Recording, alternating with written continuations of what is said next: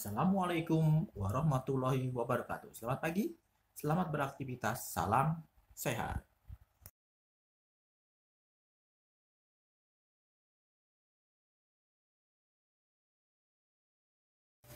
Seperti biasa, sebelum belajar, marilah kita berdoa terlebih dahulu.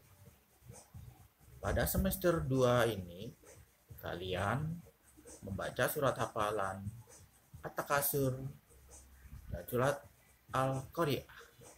Juga doa keluar dan masuk masjid.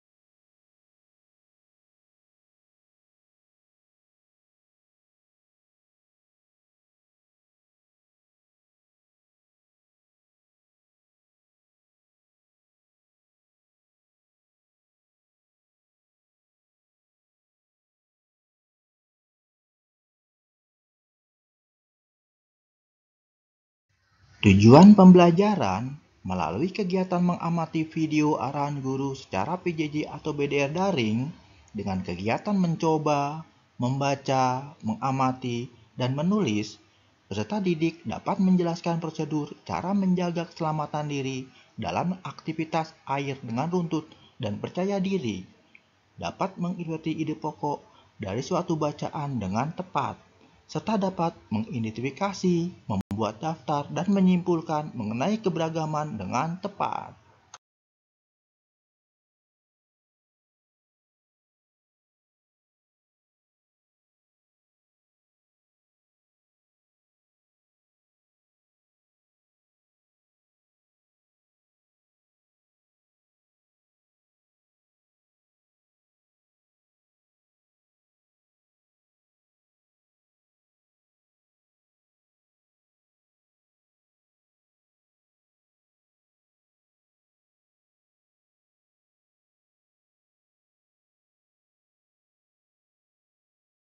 PJOK, Pendidikan Jasmani Olahraga dan Kesehatan, KD 3.7 dan 4.7, Penilaian Pengetahuan dan Penilaian Keterampilan.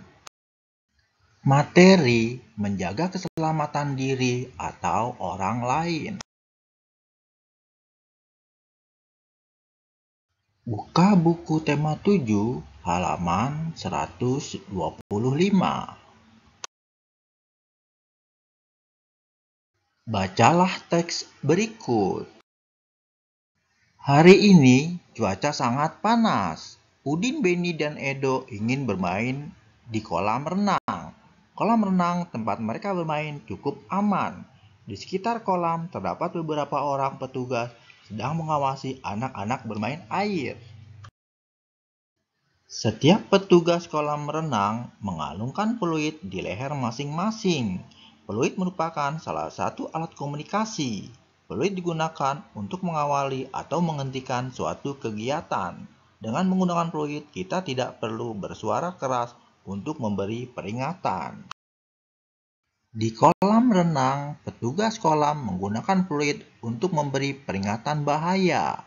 Pemberian peringatan penggunaan peluit merupakan salah satu upaya untuk menjaga keselamatan di kolam renang. Apa saja upaya lainnya dalam menjaga keselamatan di kolam renang? Buka buku tema 7, halaman 126. Ayo mencoba. Saat berada di kolam renang, kita harus memahami berbagai tanda bahaya. Tanda bahaya menyampaikan pesan agar kita berhati-hati. Berikut tanda-tanda aturan di kolam renang yang perlu diketahui. Tanda kedalaman air. Dilarang mendorong. Dilarang terjun di kolam dangkal. Dilarang berenang sendiri. Dilarang berjalan di tepi kolam renang.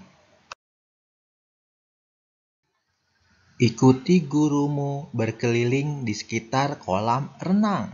Temukan tanda bahaya yang ada di sana. Tentukan langkah yang harus kamu lakukan saat menemukan tanda tersebut.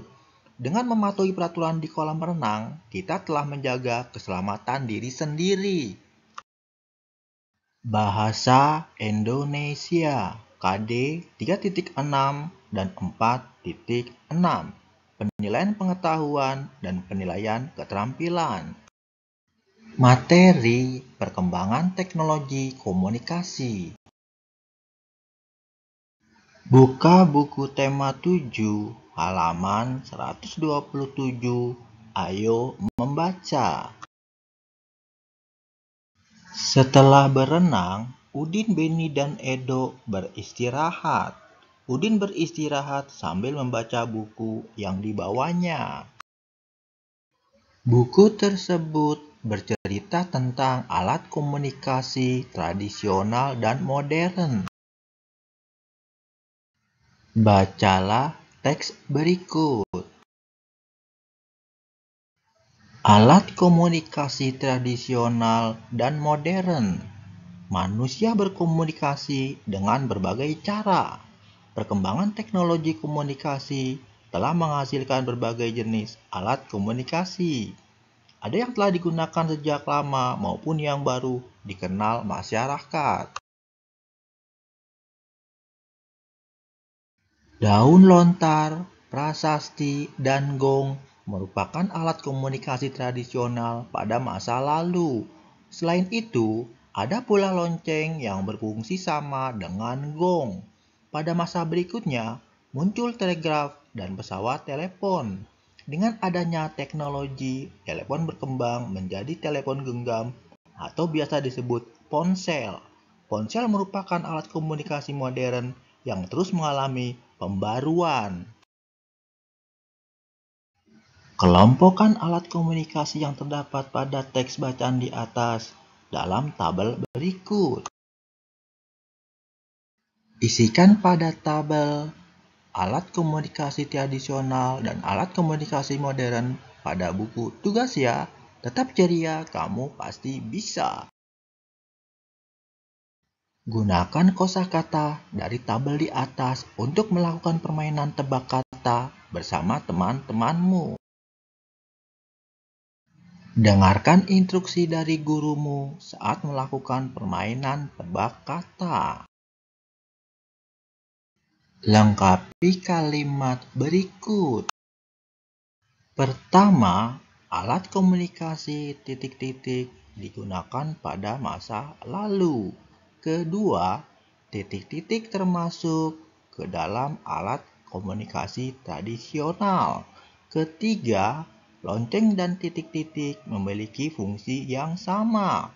Keempat, telepon kini berkembang menjadi titik-titik-titik. Kelima, ponsel merupakan salah satu alat komunikasi titik-titik-titik. Kerjakan di buku tugas, tetap ceria, kamu pasti bisa. 5 kata ini tradisional, modern, ponsel, kentungan, gong. Ini adalah jawaban yang tadi suruh melengkapi kalimat. Tetap ceria, kamu pasti bisa.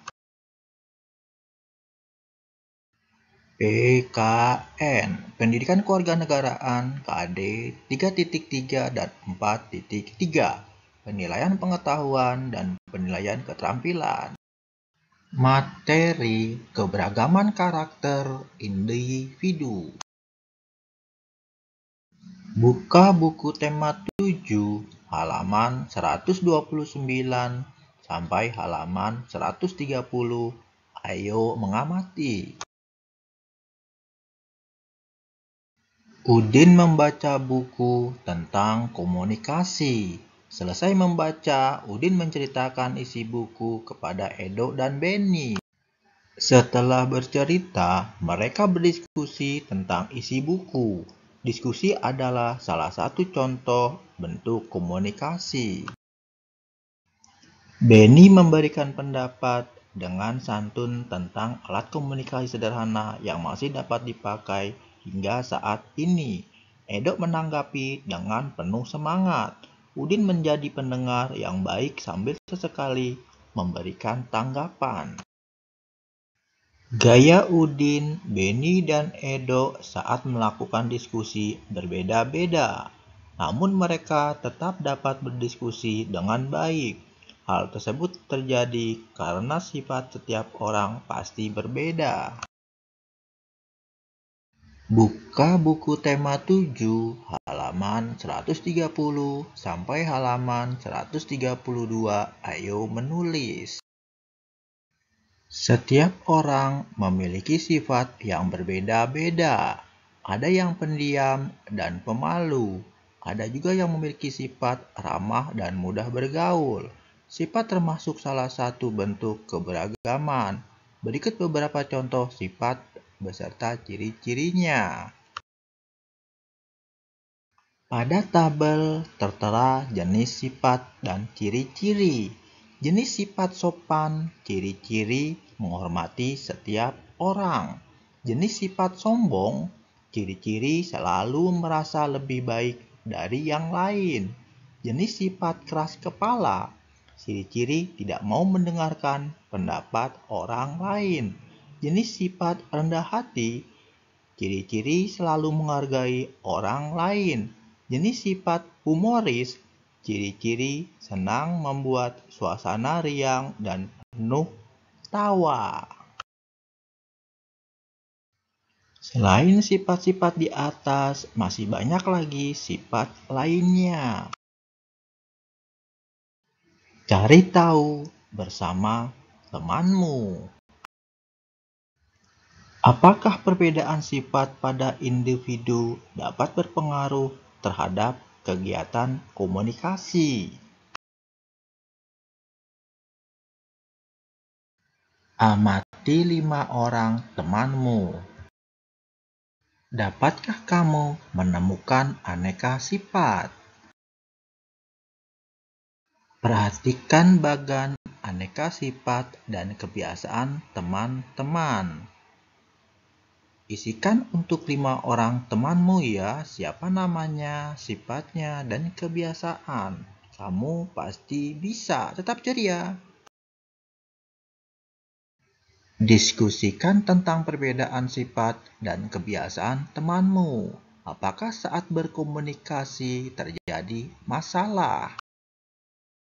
Kadangkala saat berkomunikasi terjadi pertengkaran.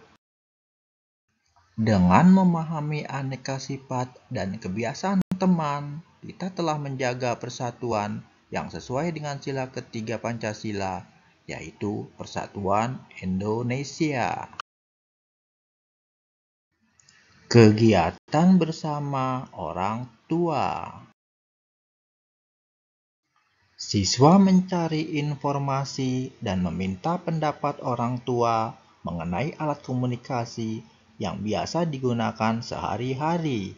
Orang tua membimbing siswa dalam menarik kesimpulan mengenai perbedaan pendapat serta bagaimana menyikapinya. Demikianlah pembelajaran hari ini, Bapak cukupkan. Semoga kamu dapat menyelesaikan tugas dengan baik. Bapak berharap kerjakanlah dahulu tugas, setelah itu kalian bisa bermain bersama teman-teman dan keluarga di rumah. Sampai jumpa besok.